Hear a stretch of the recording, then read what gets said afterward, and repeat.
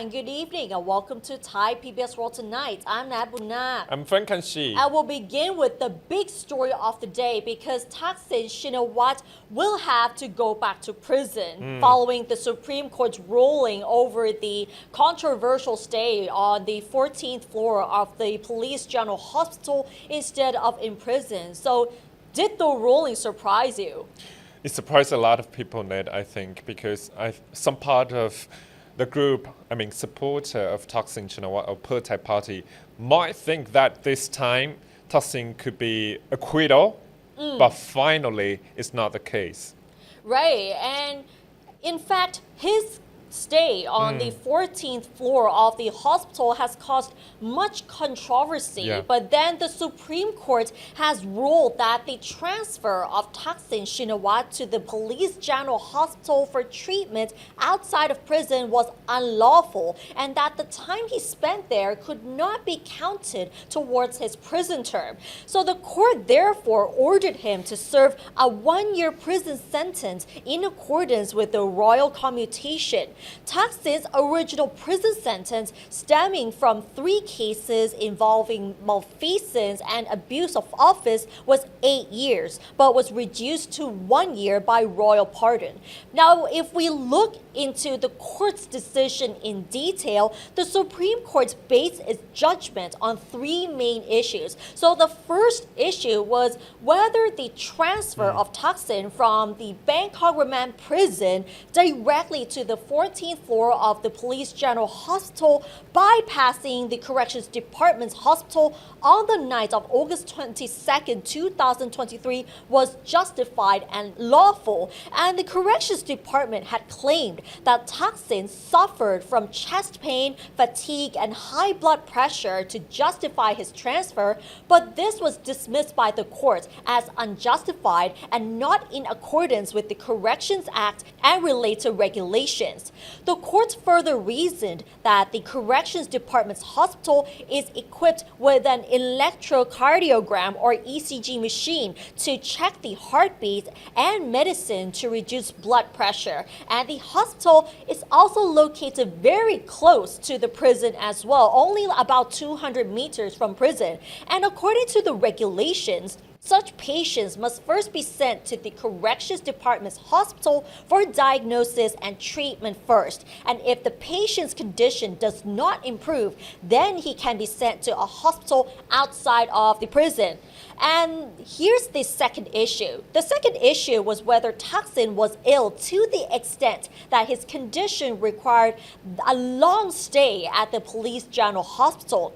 And according to the testimony of Dr. Prasit Wattanapa, a member of the medical council, Upon his arrival at the hospital, he was not subjected to an ECG test and was not examined by a heart specialist until the next day.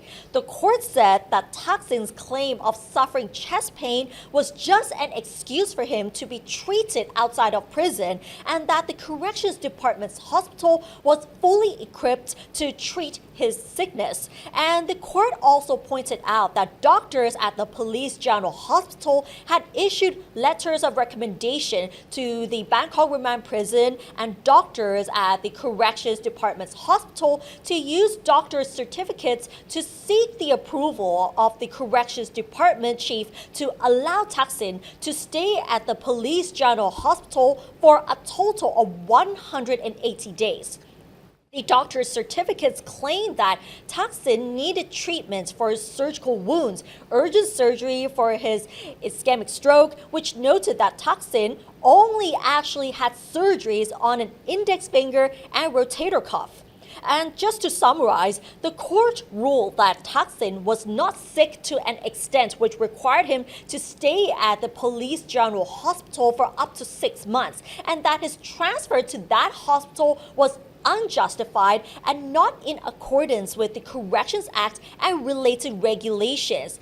And now coming to the third issue was whether the court's prison sentence had been enforced. This is one of the most controversial parts that has been discussed all along. So the court ruled that Thaksin was fully aware that he was not that ill, not seriously ill as he had claimed, but had some chronic ailments which could readily be treated as an outpatient. The court pointed out that Thaksin was also involved in the decision-making processes of doctors by refusing surgery to treat his heart disease, only agreeing to take medication. And in Thaksin's case, he was immediately sent to the 14th floor of the Police General Hospital, which does not have emergency facilities and is not reserved for prisoners. Hence, it was against the regulations of the hospital. So the court then ruled that the 1-year prison sentence, as commuted by Royal Command, has not been enforced, and therefore Thaksin will be sent back to prison to serve his time there. Right, as what Nate said here, what Nate reported here, very important, as in we know the detail why Thaksin this time is convicted. And we also have to talk about his daughter, Paetongtarn Shinawat's role in this morning and afternoon about after the court ruled that Thaksin Shinawat has to go back to prison. So Paetongtarn Shinawat said the order her father to serve a 1-year prison term marks a historic moment, as it's the first time a former prime minister in Thailand has been imprisoned. She expressed personal concern for her father, but also pride in the many historic milestones he has achieved, including policies that have greatly benefited the people. Paetongtarn said the family is deeply grateful for the royal mercy shown by His Majesty the King, who commuted her father's sentence to only 1 year. She also thanked everyone who has offered support and expressed concern for her father.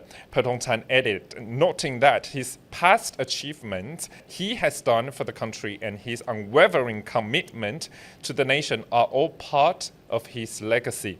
She said her father has always wanted to see the people live well and prosper. And what about this time for Thaksin? So Thaksin says he accepts the Supreme Court's decision ordering him to serve 1 year in prison, saying that although every case against me arose after the coup that ousted my government in 2006, today I choose to look forward to bringing closure to what has passed, both the legal battles and the conflicts connected to me, unquote. The message was posted by his team on his social media platforms after the Supreme Court ruled that his 6-month stay in the Police General Hospital could not be counted as time served.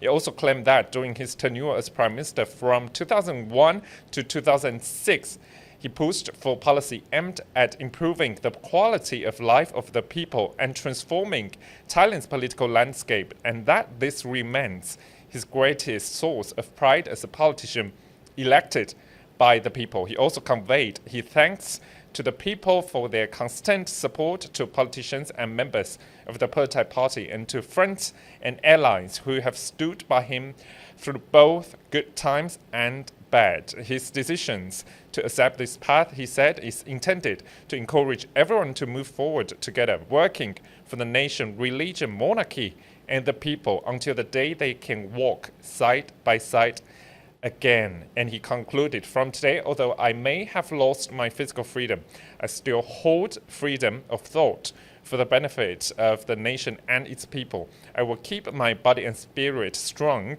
so that I may devote the rest of my life to serving the monarchy, our homeland, and the Thai people, whatever my status may be from now on. So Ned, a very important news today, of course, hot news today, but 1 year prison for some people, for Pheu Thai reporters, they think it might not be long because after 1 year, we might see Thaksin again on the political landscape. But now, I think it's the test and challenge for Pheu Thai. How can Pheu Thai continue its influence on politics? Exactly, and now the Pheu Thai is already part of the opposition, considering that Phum Jai Thai is already taking the lead as the minority government. So the challenge now is how the Pheu Thai party can hold together through these crises, especially now that Thaksin is in prison, Pat Tong Tan has already been ousted from office. So it's going to be a very challenging time for the Pheu Thai party. But regardless, Pat Tong Tan did say to reporters after the court's ruling that the Pheu Thai will continue to serve the country despite being part of the opposition. Yeah, and according to so many political analysts, everything can happen in Thailand. I mean, politics. So, of course, right now we see the minority government led by Phum Jai Thai Party, of course, the leader, Anutin Chanvirakul at this moment. But, of course, according to the deal with the People's Party, he only has 4 months to prove everything. And Pheu Thai might have chance to get back that prime ministerial seat after that 4 months too. So ups and downs, roller coaster ride, Ned. Yes, and we had a chance to talk to a political analyst, Dr. Jet Thonawani. He said that despite the court's ruling today, the legacy of the Shinawat family and the Pheu Thai party will not die down because 1 year is actually really short. And Thaksin might have a plan ahead of them. They might decide to do something after he gets out from prison. And no matter it's since coup d'etat, since early 2010s, and right now Pheu Thai, of course, Paetongtarn Shinawatra was the prime minister for, and Seta too actually. So Pheu Thai led the government for 2 years, although right now 4 months for Anutin, but as what you said, maybe Thaksin already has plans ahead of everyone. Well, apart from the Pheu Thai party, now let's talk about the current government that is being led by Prime Minister Anutin Chanvirakul. Dr. Jet did mention, though, that it's going to be a very challenging time for the current government. And his suggestion is that they should not be only focusing on the populist policies, giving out cash handouts or policies, just giving things away to the people. So this comes to the next story because the Phum Jai Thai-led government is planning to revive the 50-50 co-payment scheme in hopes to boost spending. And right now, the discussions are underway, and right now the leaders of delivery apps and the Thai Restaurant Association have met with the deputy leader of the Phum Jai Thai party to discuss ways on how they will actually implement the 50-50 co-payment scheme after the Phum Jai Thai-led government plans to revive the scheme to boost spending in the country.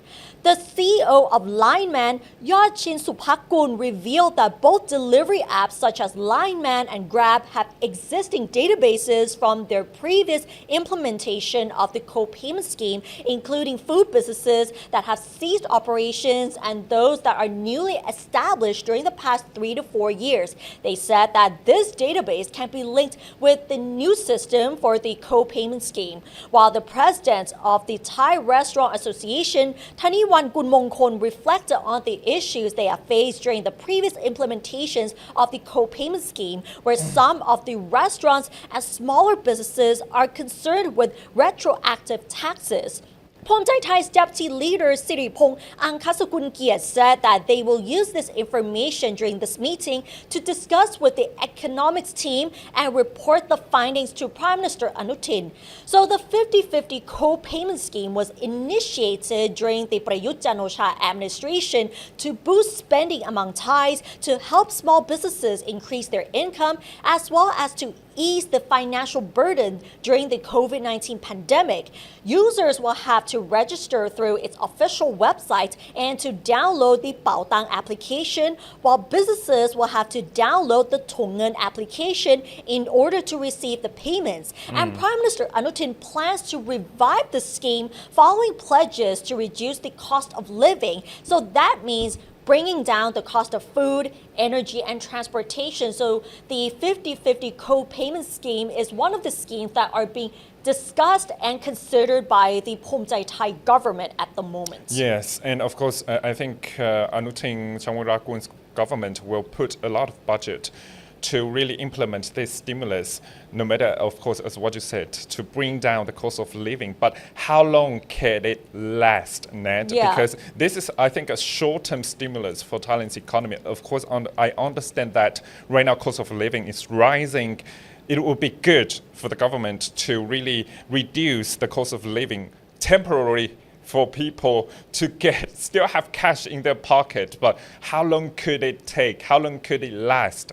That could be a very big question, because it's what we always talk about, 4 months for Anutin. This is a good policy and good strategy for Anutin and Phomchai Thai party to get more influence on the political landscape. But would that be conducive for long-lasting influence for Thailand's economy? Exactly. And with 4 months in office, that is a very short period of time for the Phomchai Thai-led government. And regardless, some of the political analysts say that the co-payment scheme would be much more effective than the digital wallet scheme. Right. So, of course, as what you said, 4 months, Rana Anutin has to prove everything to people on the ground and get more influence and leverage on the ground for the next election in 4 months. But Ned, I think there's another big issue right now for Thailand, as in, of course, have you exchanged any money recently to another currency? So recently, actually, I went to department store to go to an exchange store, a currency exchange store. Finally, I found out that, okay, right now, if I want to buy NTD, I mean Taiwan dollar, normally I get less, but right now I get more. Right. Yes, so it means that, of course, right now Thai baht is really, really strong, but it might really hurt Thailand's export. So the Thai Chamber of Commerce already raised alarm over the sharp appreciation of the Thai baht. The chairman of the TCC, Thai Chamber of Commerce, Kumpot Aram Watananon, say that the baht rapid appreciation is already eroding the competitiveness of Thai export, as higher prices make them less attractive compared to regional rivals. So it means that, of course, that Thai strong, the trajectory of strong Thai baht affects Thailand's exports and also tourism too. So in tourism sector, the stronger currency raises travel costs for foreign tourists, dampening Thailand's appeal. Meanwhile, farmers, of course, the farming sector, farmers reliant on exports are suffering from declining revenues, particularly rice growers and field crop producers who are entering the harvest season. So the chairman said that, quote, the overly strong baht does not reflect the true potential of the Thai economy. Instead, it undermines the country's competitiveness. We urge the government and the Bank of Thailand to act immediately to ensure the exchange rate better reflects economic fundamentals, unquote. So there's another point that we have to talk about is, of course, Thailand and US dollar. A weaker US dollar amid market expectations that the Federal Reserve will cut interest rates has pushed Asian currencies higher. So net, recently we see the landscape of Asian currency. All Asian currency are growing more strongly than US dollars now. So it means that the export from Asian markets are getting affected at this moment. So what can the Bank of Thailand do? So of course, in the mid-October, the policy interest rate will go down, definitely. Political instability in Thailand will also influence and leverage the BOT to bring down the interest rate. But right now, stronger Thai baht is very important for export industry. And how can our government to bring that down? That's the point. Well, interestingly enough, the Anutin cabinet has already invited a lot of outsiders to join the cabinet, and most of them they describe to be experts in their respective fields, including finance as well. So now it's up to the new finance minister how they will actually tackle these problems, including the stronger Thai baht as well. And as what we talked about actually yesterday already, how can the technical levels of officials, no matter on the Ministry of Finance or other officials, can really make good deals with the United States government and officials on the tariff impact there. We will see that very soon because all of that tariff regulations and clauses have to be sealed very soon too. Yes, the economic policies is what needs to be addressed as soon as possible, considering the challenges, including the trade tariffs and also the internal economy as well, trying to cut the cost of living. And that was what Anutin has pledged to the people when he became the Prime Minister as well. Right. All right, and that's all for this edition of Thai PBS World Tonight. Join us every Monday and Tuesday at 6 p.m. on Thai PBS World's Facebook and YouTube Live. You can also follow us on social media and our website, thaipbsworld.com, for all the latest stories and analyses about Thailand. Thanks for watching, and we'll see you next week. สวัสดีค่ะ สวัสดีครับ